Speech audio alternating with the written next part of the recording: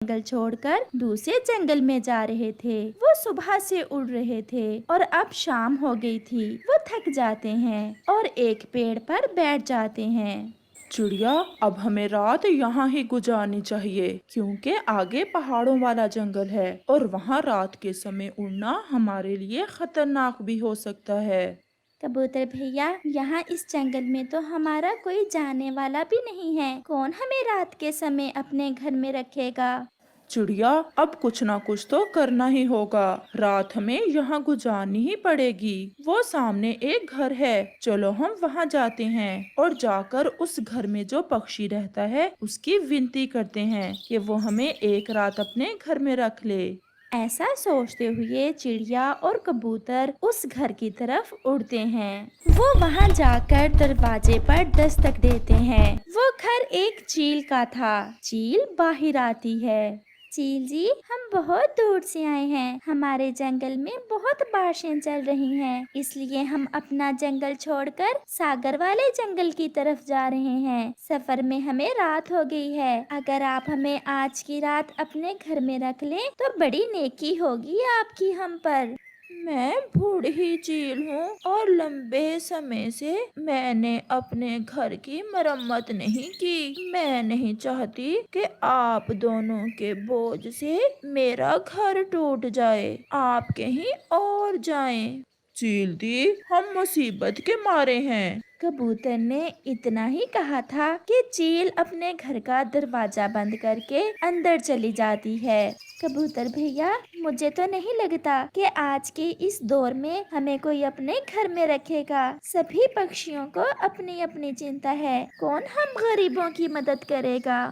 चिड़िया, चलो तो हम किसी दूसरे पक्षी के पास जाते हैं। वो फिर से उड़ते हैं।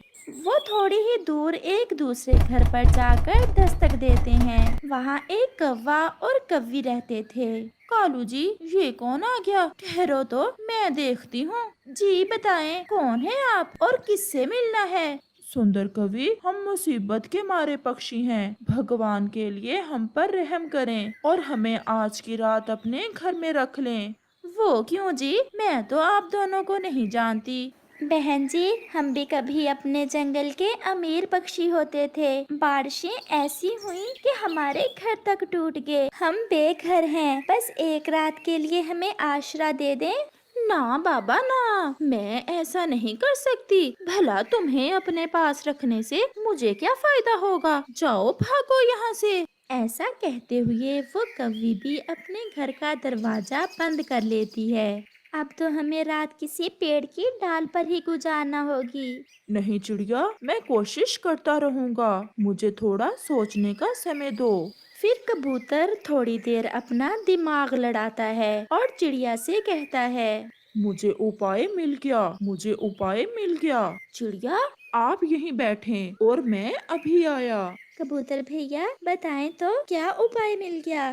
थोड़ा धीरज रखो चिड़िया बहन, मैं अभी आया।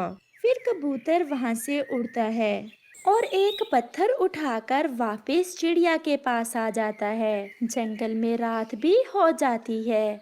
चिड़िया बहन, अब आप देखना, ये कौवे हमें भोजन भी देंगे और अपने घर में भी रखेंगे। वो कैसे? ये बस आप देखती रहना और चुप रहना। कबूतर फिर से कौवे के घर पर दस्तक देता है। ओए मोटे कबूतर, क्यों बार बार हमें तंग कर रहे हो? मैंने एक बार नहीं कहा कि हम तुम्हें अपने घर में नहीं रखेंगे। भागो यहाँ से। कवि जी सुने तो, बस आप हमारी थोड़ी सी मदद कर दें। मेरे पास ये एक जादुई पत्थर है। इसे देगची में डालकर जलाने पर बहुत स्वादिष्ट स्वादिष्ट भोजन देता है। बस आप हमें एक देगची दे दें, हम थोड़ी ही देर में आपकी देगची आपको वापस कर देंगे। जादुई पत्थर का सुनकर गोरी कव्वी भी लालच में आ जाती है। जादुई पत्थर? क्या ये सच में स्वादिष्ट भोजन देता है? हाँ हाँ कवि जी, मेरी दादी ने ये दिया था मुझे। ये बहुत चमत्कारी पत्थर है।